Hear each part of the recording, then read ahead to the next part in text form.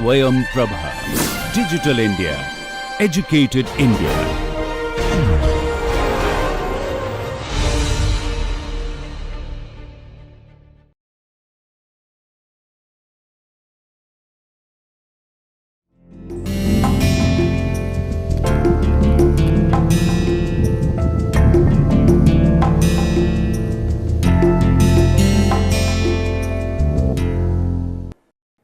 Greetings, my name is Ariba Shabir and we have been discussing English language teaching. So far we have covered English language in India, context and prospects. We discussed about word Englishes, dialects and understood how general Indian English exists in India. We also covered structures of the English language, in which we broadly discussed phonology and morphology. Moreover, we discussed syntax and semantics. Today we are going to cover a different session, and this is entitled as Understanding Context in Learning Second Language. So dear learners, before we proceed further, let us recapitulate of what we did in the last session. In the last session, we discussed about the syntax, which is the study of how words combine to form larger units such as phrases and sentences. We learned tree diagram and we understood how phrase structure rules work, and to understand phrase structure rules and sentences, we understood a tree diagram which involved 3 steps of making it, and it involves a phrase structure rules, looking for words and matching the lexical categories and inserting the words under the labels. In addition, we talked about the constituency tests, which includes substitution test and standalone test. We also learn about language, which is the system of thoughts which brings inherent connection between form and meaning. Also, we learn about semantic lexical relations, which include synonymy, antonyms, hyponymy, polysemy and metonymy. Now, after recapitulating of what we did in the last session, let us understand that after going through the context in second language pedagogy, what are the learning outcomes. So, after this session, you will be able to develop an understanding of the essential notions of context.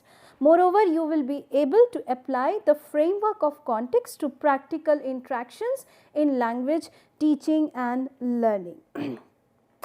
Dear learners, when we talk about context, we have to understand that while using language, we refer to a context, and be it speaking or listening, reading or writing.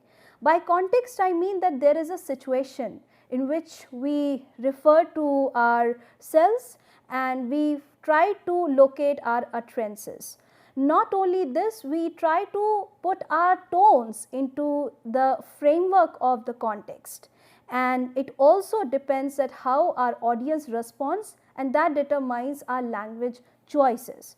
So, it is pretty clear that when a language is used in a context, it is likely to produce effective outcomes, and that is the reason why we always focus on contextualized approach of teaching. And it is being said that if language pedagogy includes context based teaching, then learners are likely to produce better outcomes than those who don't. So, while looking up to the idea of what context is, it is important to go through the definitions and the important notions which are introduced in the language teaching pedagogy. The first is the first definition of context, which we will look here. As you can see in the slide, first says that the complete meaning of a word is always contextual, and no study of meaning apart from a complete context can be taken seriously. To explain you this concept and of course this definition, let us take up the example of a story. And you take up a story and you pick up a line from a story, and without reading the entire story, you try to drive the meaning of that particular line. Then what do you think? Will you be able to justify the story, or would you be able to drive conclusion, or do you think that you will be able to bring the meaning of the line effectively? I'm sure the answer would be no. Why? Because you have not understood the factors which are responsible in the story, or you have not understood the context. Also, you can say that you have not understood the situation which is included in the story. So, therefore, you can say that while reading up the particular line, you cannot drive the meaning successfully. You may try to cover up, or you may try to uncover the literal meaning, but you will somehow cover the contextual meaning of the story, or you can say the contextual meaning of that particular line. And that is the reason why Firth has said that whatever is put in isolation, it should not be taken up seriously. Rather, the lines or the words or the sentences which are put up in context are more likely to have a better meaning, and you can easily understand it. Okay, before understanding the concept of context and going deep into the definitions and important notions which have been introduced by many renowned scholars, let's try to make out what context is. So, whenever we use language, we refer to a context. It simply means that we speak, we listen, we read and write, and we refer to a specific situation. Sometimes we use a tone, and that tone is also identified in a context, and also it happens that our audience response determines our language choices. So, it makes us pretty clear about the idea that whenever a language is used in context, it produces effective communication, and that is the reason why we always emphasize that a teacher should use a contextualized approach in language teaching, because when learners get to know how to connect one event with the other, they are likely to have a better understanding of the lessons, and in the same way they are likely to produce better outcomes. In fact, neuro-linguist programming, NLP linguists have conveyed that those students who are taught with context based settings are likely to produce effective outcomes. Now, looking up to these definitions, Firth has tried to put up the concept of context, and he says that the complete meaning of a word is always contextual, and no study of meaning apart from a complete context can be taken seriously. In order to explain this definition, let's take up a quick example of a story. Suppose you take a story and you pick any line from it. However, you don't read the full story, and also you don't understand its context, but you try to drive meaning of that particular line. Now, my question to you is, do you think that you will be able to justify with the meaning, or do you think that you will be able to quickly reach to conclusion, or will you be able to understand what is happening in the story, or will you be able to understand the factors which are influencing the meaning of that particular line? I am sure your answer would be no. The reason is that when you read a story from the beginning, and when you read and proceed continuously, then you are likely to understand what context is, you are likely to understand its factors, and you also comprehend the meaning in a better way. So, it is pretty clear that a line should not be in isolation, rather it should comprise of context, and to understand the context you should learn the factors, you should know what is happening around it, and you should know what is making the line, and you should know what is the effect of that particular line. Only then you will be able to understand the story in a better way, in an efficient way. And that is the reason why Firth has said that whatever the word you hear, or whatever the line, or you can say sentence which you hear, is primarily not comprehensible in isolation. If you understand words and sentences in context, you are likely to have a better understanding. Similarly, there is another concept which is quite popular, and that is communicative competence. Let me tell you that the first notion which was introduced was linguistic competence, but communicative competence was the answer to the linguistic competence, and according to the Delhims, he says that communicative competence is a term in linguistics which refers to a language user's grammatical knowledge of syntax, morphology, phonology and the like, as well as social knowledge about how and when to use utterances appropriately. Before I dive into the definition of communicative competence, let's quickly have a look of what linguistic competence is. It is the system of linguistic knowledge which is possessed by native speakers of a language. So, Professor Noam Chomsky had an idea that language learning, in order to learn language efficiently, one should have a linguistic knowledge. And what linguistic knowledge comprises of? It takes of phonology, it takes of morphology, it takes a knowledge of syntax and so on.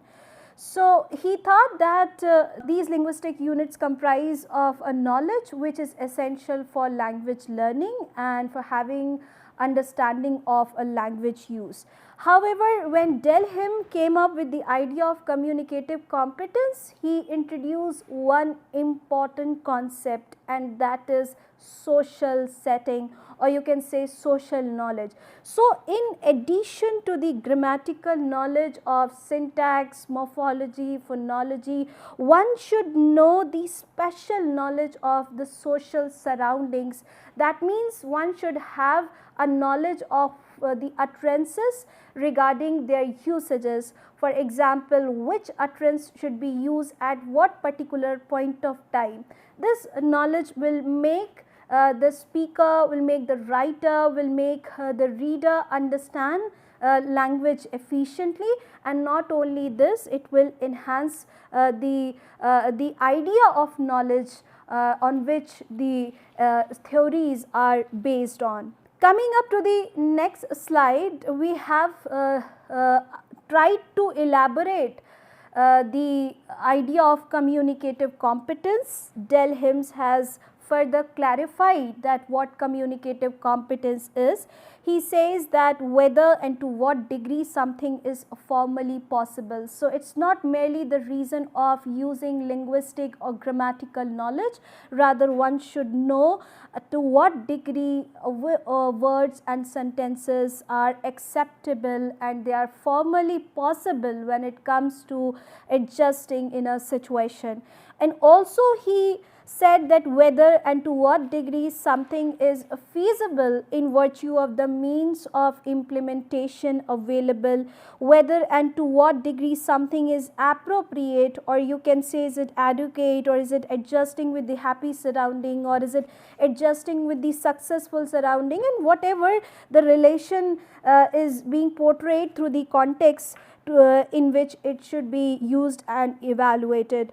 Moreover, he also highlighted that whether and to what degree something is in fact done, actually performed, and what it entails. After the understanding these concepts, let us also try to have a look of Halliday's view. Halliday says we do not experience language in isolation, but always in relation to a scenario, some background of persons and actions and events from which the things which are said derive the meaning. So, Halliday is trying to mention that whatever we say, we should not judge those things in isolation. It has some relation with a scenario, some background of persons, it entails the actions, and it also refers to events from which the things are being derived. And let me tell you that it was argued before that when learners come into the class, they come with empty mind, or you can say learner's mind was compared with an empty vessel. However, postmodern theorists say that a learner does not come with an empty vessel, rather he or she has some context in his mind. How a learner might have seen a movie before coming to a class, or a learner might have talked to his friend before coming to the class. So, he or she has some background, some context in which whatever is going to put in front of him is going to be interpreted in that way. Therefore, it is very important to understand that language, whatever we speak, whatever we hear, whatever we observe, are not occurring in isolation. They are coming up with a scenario and they are coming up with some background, and these information gives a lot information about the listener or the reader or the viewer, and also about the speaker, the writer. There is one more point which Halliday has tried to put up his view, and this view is put in this slide. If the observer can predict the text from the situation, then it is not surprising if the participant or interactant who has the same information available to him can drive the situation from the text. In other words, he can supply the relevant information that is lacking. So, when a person speaks in context, it is pretty clear that that the respondents or the listeners, they try to fill up the gaps, and also they try to respond in those situations where the speaker himself is unable to drive it. So, that is how a mutual understanding takes place, and not just the mutual understanding, it is a rapport which takes place, and this rapport essentially occurs because of the context. So, if one is lacking, the other fills it up, and the other is lacking, the other puts in. So, that is how a scenario exists, that is how a situation exists, and people listen to each other, react, respond, and present their ideas, express their opinions, and follow up on the basis of those opinions. That is what a context is comprised of. Now, when we talk about a situation, we generally refer to the context, and this context of a situation comprises those features which contribute to the production and interpretation of language use. Let us take up the example of a situation where you are going to buy a ticket for you are standing in a railway station and you are going to purchase a ticket, right. So, when buying a train ticket, the relevant feature of yours will be put up, and other features like your height, like your weight, like your family background would not be important at this particular situation. Why? Because these situation is not these points are not required in this situation. What is required in this situation is that you need to tell which destination do you want to go. Also, you are supposed to give your money, and if there is any further inquiry with regard to the with regard to taking or giving money. Also, you can talk about the travelers who are going to accompany you. For example, you can talk about a person who is elderly plus, so you may give the detail because there would be a concession for that person, or if a child is traveling with you, then also you are going to provide a detail. So, these would be essential details, these would comprise context.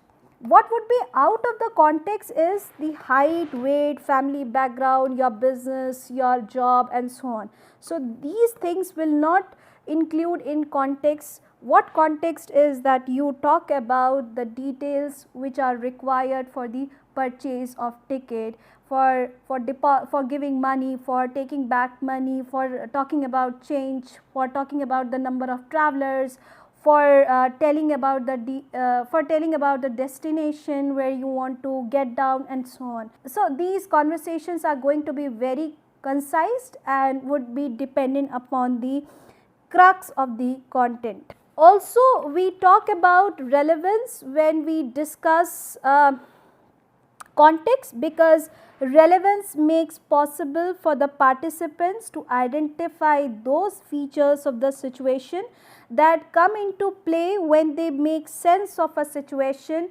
and use language in accordance with the requirements of the particular situation. Now, in the example that I just gave you, that you are the customer and you are going to purchase a ticket, let me tell you that when you are buying a ticket, there would be a huge queue behind you, right? So, do you think that you will keep on chatting with the persons, with the individuals who are standing behind to you, or do you think that you will try to entertain yourself through a video, or you will watch movie? No. At that point of time, you will be very focused and you will only have a goal of taking a ticket. Therefore, the relevance is about the features which come into play, which make sense and which is in accordance with the requirements. So, you need to have your money ready, you need to be attentive throughout, and you need to look up at the window and you have to tell your details accurately, so that the relevance does not compromise.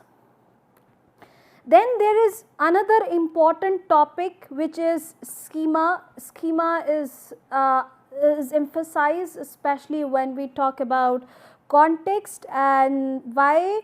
Because schema tells us that the notion of schemas refers to cognitive aspects of learning. Schemas are mental models or frameworks which organize information in the mind and represent generalized knowledge about events, situations, objects, actions and feelings.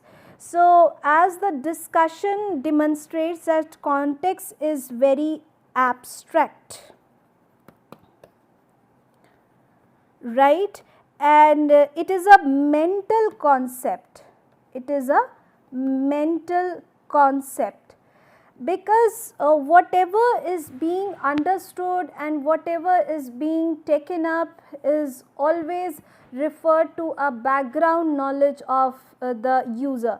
When we talk about context, we say that it is abstract notion and it is an aspect of cognitive learning.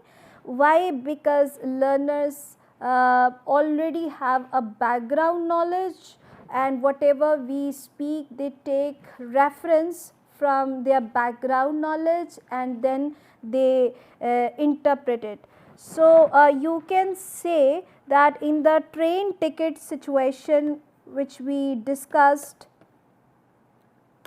in the last slide,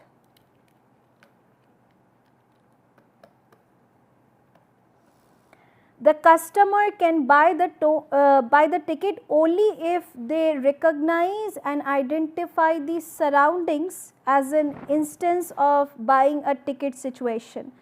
In other words, you can say that if the abstract schema what buying a train ticket normally entails, so even if the immediate surroundings are physical or concrete, they make sense if the customer can relate them with their background knowledge or their abstract schema of the particular social activity. So, they take the schema or they take their background knowledge as a reference points, and whatever comes in front of them, they first try to relate it with the already existing knowledge and then they refer to it, provided that the environment is concrete and abstract.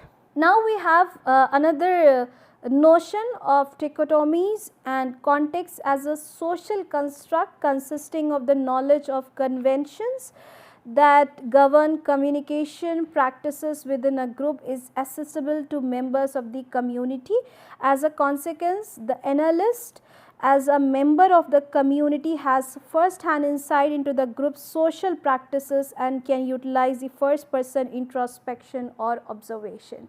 To make you this concept clearer, let us try to take up a situation where you are sitting with your friends and you have been discussing on, let us say, environment, and your discussion has taken forward by your group members, and in the meantime you see that a friend has come late and has tried to join in your discussion. So, you know, whatever the discussion has taken place would be largely understood by the people who are already discussing or who have already been taken this discussion forward. The person who has come later or who has tried to join the conversation later would find difficulty or would not be able to find the track of the conversation that is already going on. So, that is how what context is, that in order to understand what conversation is going on, what are the things that have been discussed, what are the outcomes that have been understood or have been discussed. It is important for the person to realize the context, to go through, to understand the role of the each member, to identify who has taken up and what is the goal of this conversation. So, there would be a lot of things which a person who has come late needs to know, right. So, that is the reason why we say that anybody cannot join any time, rather one has to look up for the context which is already going on, and the context is provided in a situation, and the situation gives them chances to take upon. So, dear learners, when we talk about speech act theory, we refer largely on context. We also think of words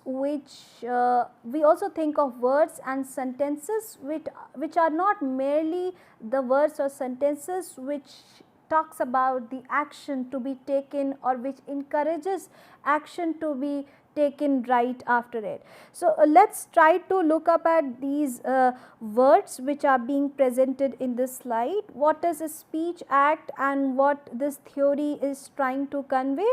That the speech act theory considers language as a sort of action. Now, here action is the key word.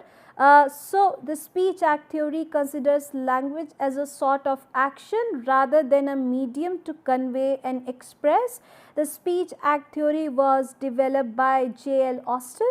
He introduced this theory in 1975 in his well-known book of How to Do Things with Words.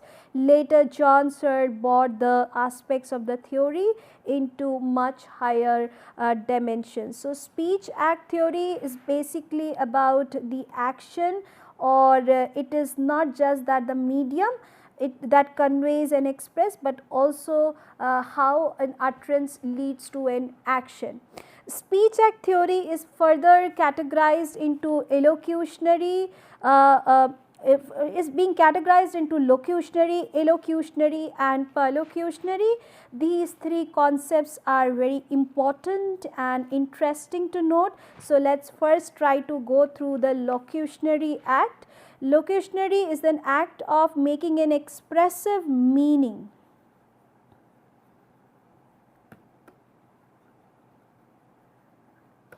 It is like extending the spoken language preceded by silence and then followed by silence or change of speaker, also known as locution or an utterance act.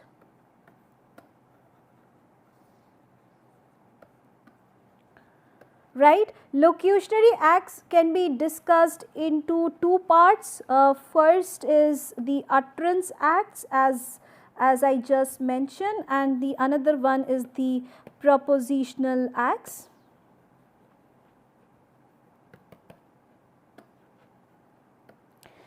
An utterance is a language that comprises of the verbal employment of units of expression such as words, such as sentences, right.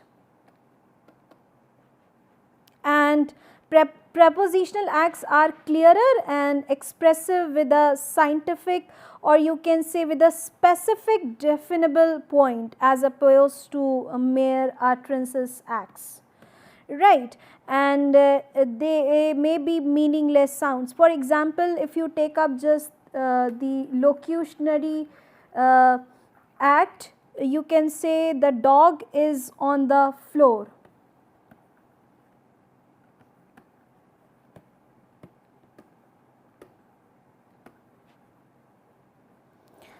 It denotes a statement.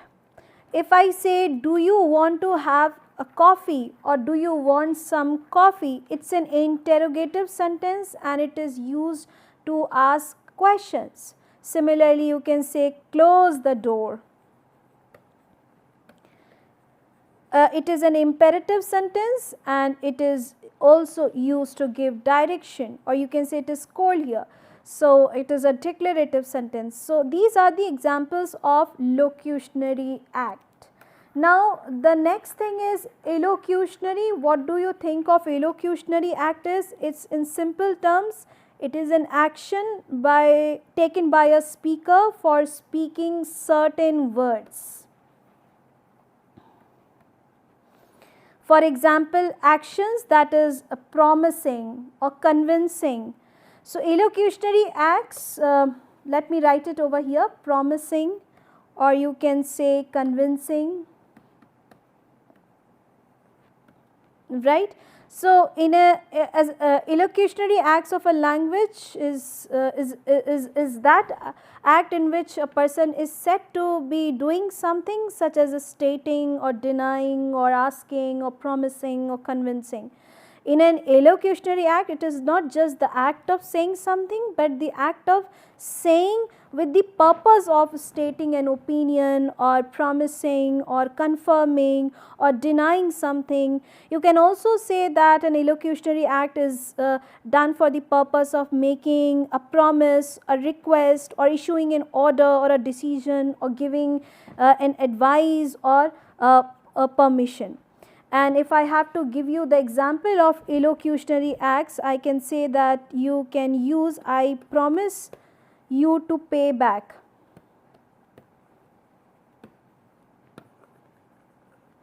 I promise you to pay back.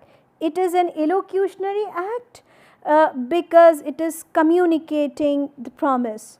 Or you can say there is too much homework in this subject. So, that would come under the label of opinion.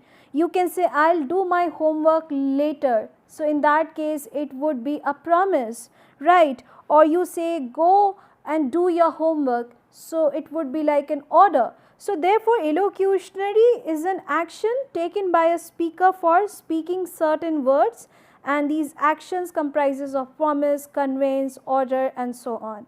Now, there is one more concept which is perlocutionary. Perlocutionary act is an interesting one because it's naming an action or state of a mind which brought about or as a result to say something. It is also the result of listening to the hearer when the speaker intends to follow what he is saying. For example, you can persuade, you can convince, you can enlighten, you can inspire. Examples of perlocutionary act would include that would you close the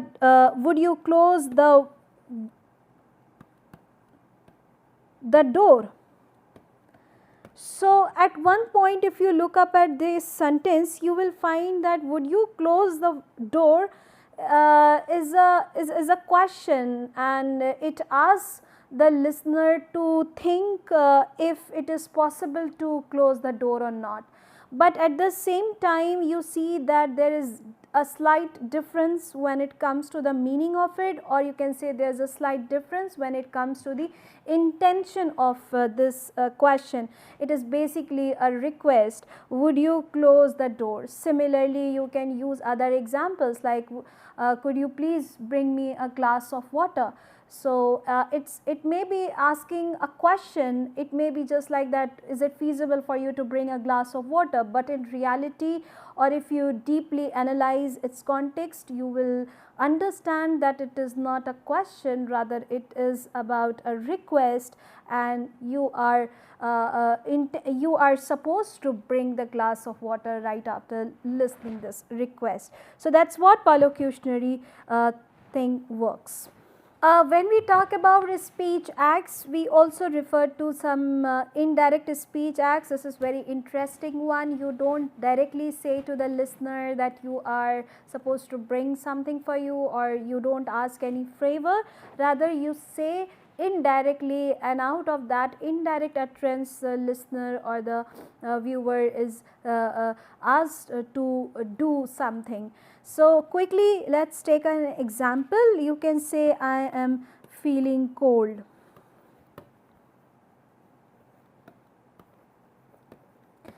Now, after looking up at this sentence, you will immediately go and close the window, or you will be directed to do something which will help me to feel cold less, right. So, if the window or if the door is open, and after listening this utterance, you will automatically get the idea to close the door and the window.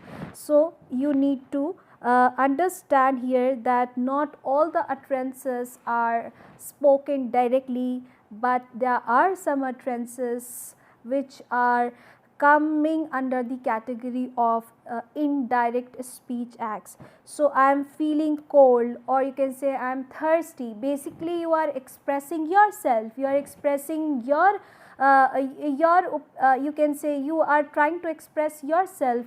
But what is happening over here is that in addition to your expression, it is persuading the listener to do something for you, right, and that is what the concept of indirect speech acts is. You can say that request is performed indirectly and in a more indirect way, and these kind of sentences, when you use in real life situation, make the other person realize that he or she should do something to make the situation comfortable. Now, in the same way, we talk about cooperative principle.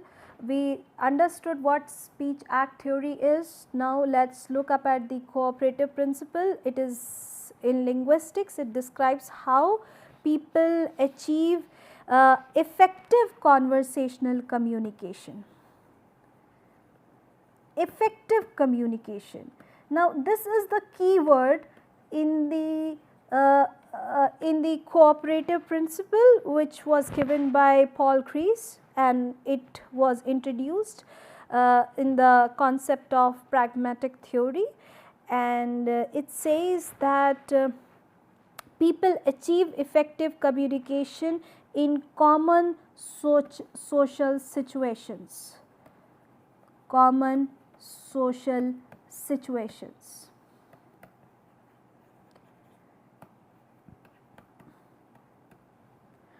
Right, and that is how listeners and speakers act cooperatively and mutually accept one another to be understood in a particular way.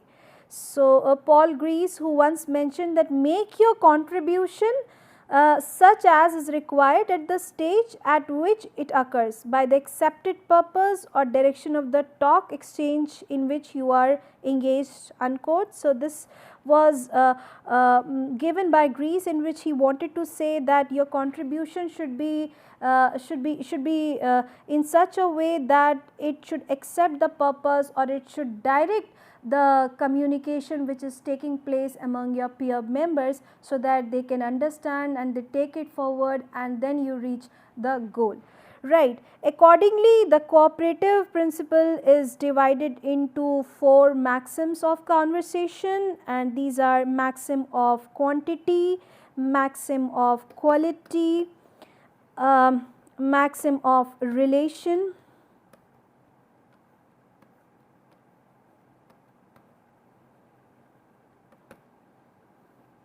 and there is one more, which is maxim of manner.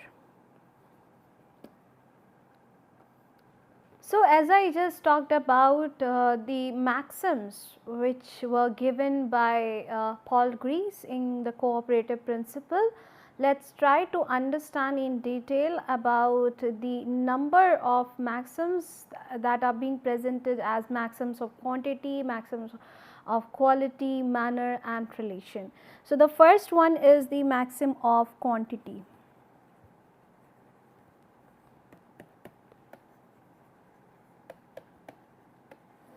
Now, in the maxim of quantity, we generally refer to the content length and depth.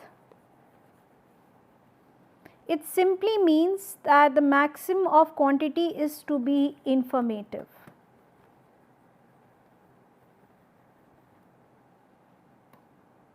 Information, and it should be informative enough.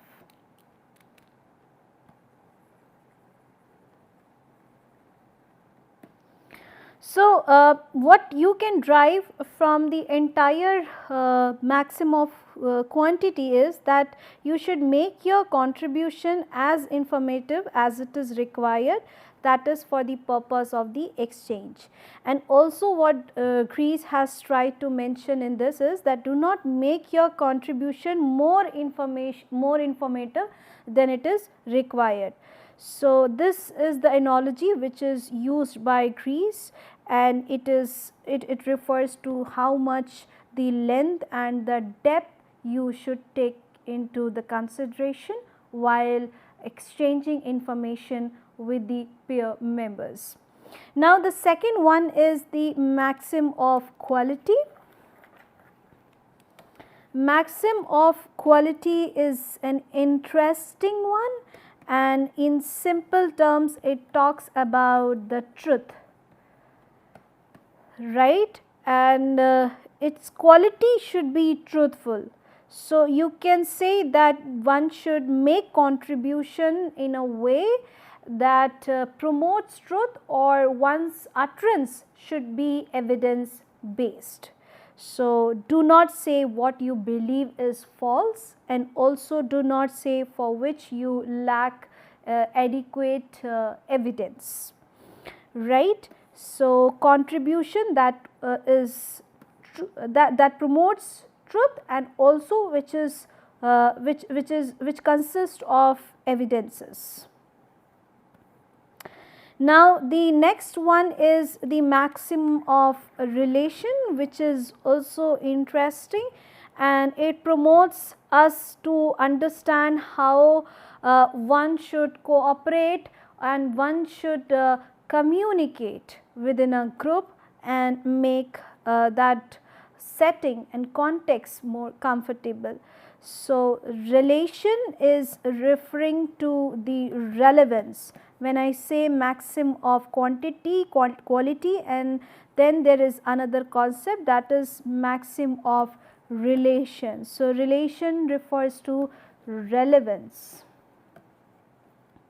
right. So, be relevant. One should ensure that all the information that is relevant to the current exchange, therefore, omit which is irrelevant and speak what is important and which information is required at the particular point of time.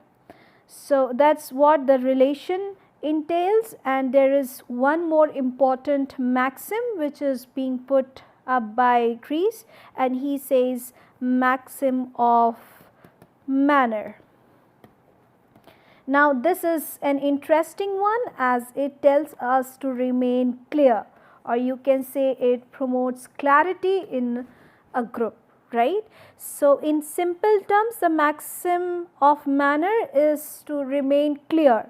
Whereas the previous maxims are primarily concerned with what is said, the maxim of manner is connected with how, and what is said is set. So, you need to be perspicacious. So, for in order to attain the maxim of manner, you need to keep in mind certain things, and these things are being proposed by Paul Crease. He says that you should avoid obscurity of expression. Let me write it down over here. Obscurity of expression. Now, what is obscurity? It means you should avoid language which is difficult to understand. So, avoid language which is difficult to understand. Now you need to understand what should be the age of the audience, or what should be the age of the people who are contributing in your communication, what is their background, what is their educational qualification, and what is their convenience with regard to the topic that you are discussing. So, if you come up with technical words which other people are finding difficult to understand, or if you belong to a certain profession and you are using those words which are not comprehensible to the other speakers or to the other members of your communication group, then they are likely to less understand you.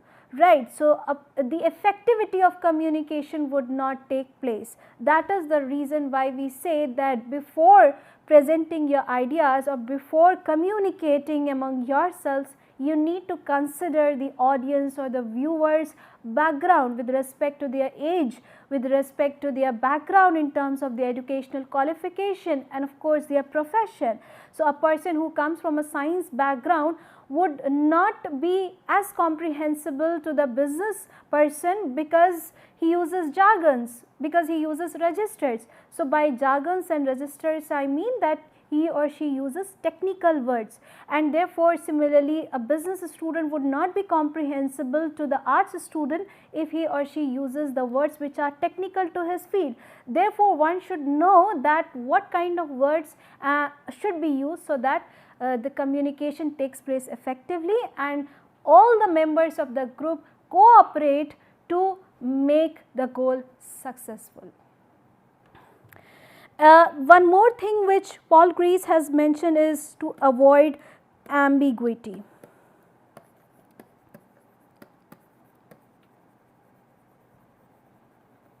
Now, what is ambiguity? As I told you in the last session when we were discussing syntax and semantics, ambiguity occurs at word level and it also occurs at sentence level. So, to give you a glimpse, ambiguity would refer to the meaning, would refer to a word which has two or more than two meanings. Similarly, a sentence which is not clear and it may give rise to different interpretations. So, for that matter you need to be quite precise and clear and clarify if you think that you have used an ambiguous sentence, so that your ease of communication becomes better. Right.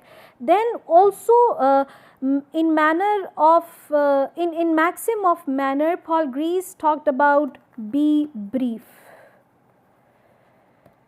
Okay, what is be brief? It means avoid unnecessary prolixity.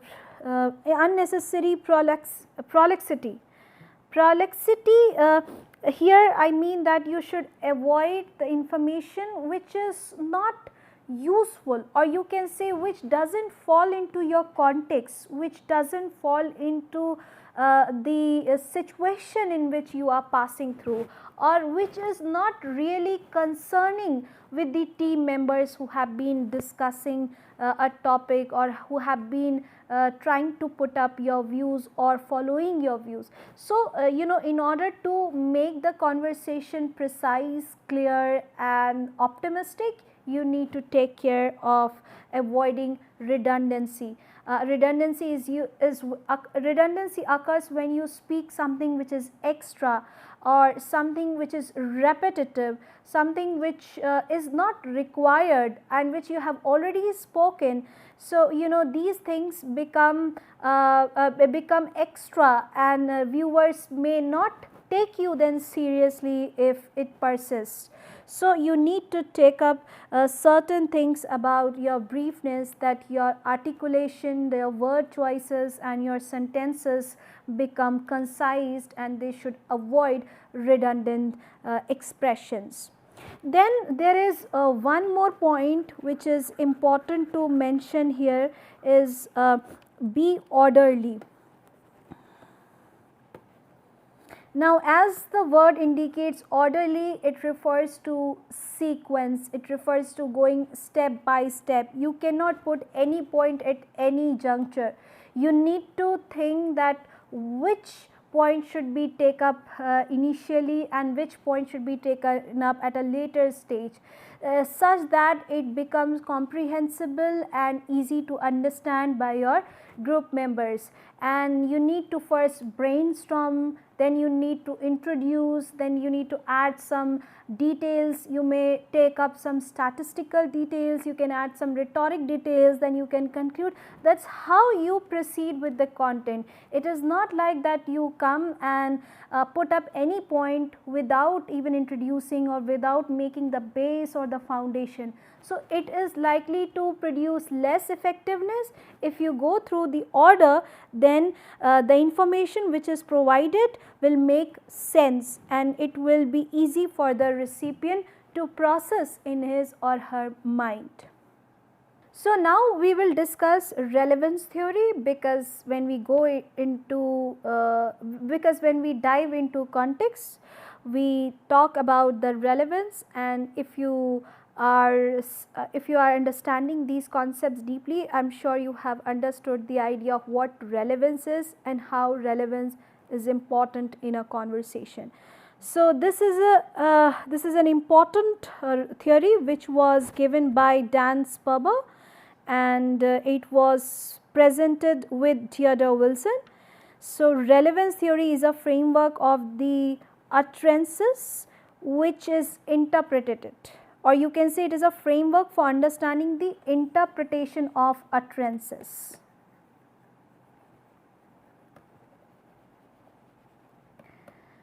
So, interpretation as seems a very interesting concept, because to you something appears 6, but for me it appears 9.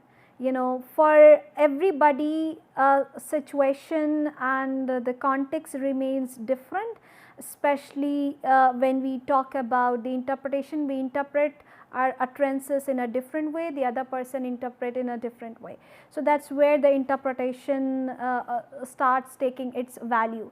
Therefore, if we look up at this slide, I am writing over here is here that this theory basically it says that every utterance conveys the information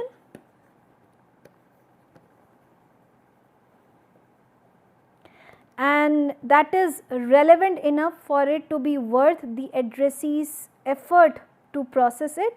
That is, if I say something to you, you can safely assume that I believe that the conveyed information is worthwhile and your effort to listen to and to comprehend it, and also that it is the most relevant one, compatible one with your preferences and abilities. So, I try to make the utterance as easy as possible to give you information about the content and to make the communication easy and to the point. So, other key ingredients of relevance theory is that the utterances are ostensive.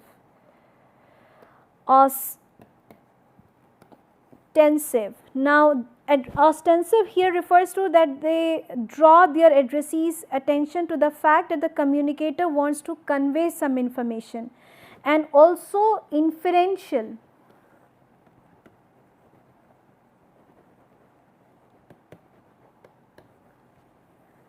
It simply means that the addressee has to infer, has to understand on the basis of the context that what the communicator wants to convey based on the utterance's literal and referential meaning, along with the addressee's real knowledge of the surroundings and of course sensory input and other information.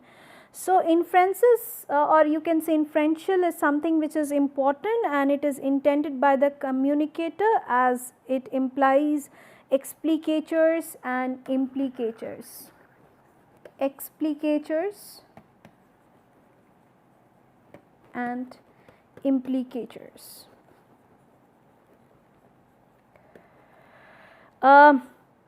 The explicatures of an utterance are what is explicitly said.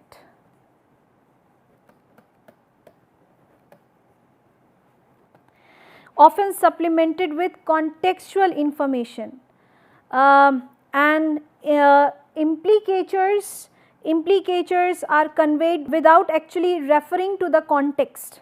So, you can say that relevance theory is about the explicitly conveying the information and also implicitly conveying the information. And it also attempts to explain figurative languages, for example, hyperbole, or you can say metaphor and irony. So, these are the important things which tells us or which determines our context, and it drives meaning, basically leads us to a conclusion, or it helps us to focus our goals. So, relevance theory, although was opposed by many of these scholars, but it stands on its substantial reasons that it conveys the information that is relevant enough to be understood, and it primarily focuses on interpretation, and that interpretation is important for any speaker or any writer to express in language. So, I think this is sufficient to understand what context is and what theories are included in the understanding of context. We have also gone through some important pragmatic theories like speech act theory, like we talked about the maxims, cooperative principle, which was given by Greece, and also we talked about the Delhim's communicative competence, which is prevalent and which is being talked widely in the pedagogy of language learning. We also understood the relevance theory. Now, let us try to understand what have we concluded from the discussion. Context represent those features of a situation that pertain to the understanding and creation of meaning in an act of communication and come about as a result of the human agent's interaction with their environment. So, it is a if I have to highlight the keywords here, so that you can make reference of the context that we have put up in, is the situation that pertain to the understanding and creation of meaning in an act of communication and come about as a result of the human agent's interaction with their environment. So, situation, understanding, creation, meaning, communication, interaction, and more importantly environment is something which we need to understand while looking up into context. As discussed in that discussion, context is a schematic construct which comprises language users' knowledge about the world in general and about how to communicate in particular. So, a learner has a background knowledge and he or she uses that background knowledge as reference points, and whatever the information is presented to him or her, he is likely to refer to from it and interpret in a way. Similarly, we discussed about the theories that reveal how language is experienced by the insider participants and how they make meaning in events.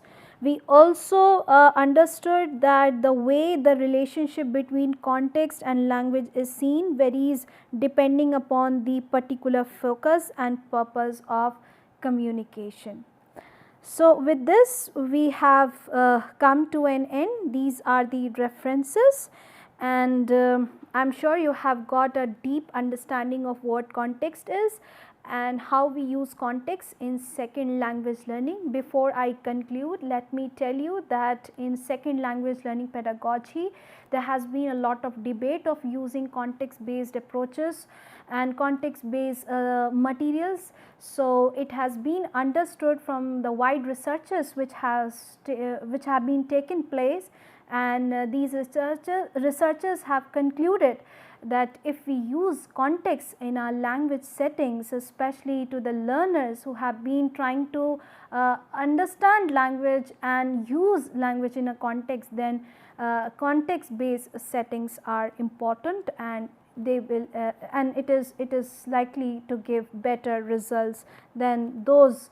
pedagogies which do not use context based approaches. So, with this we have come to an end. Thank you very much for joining.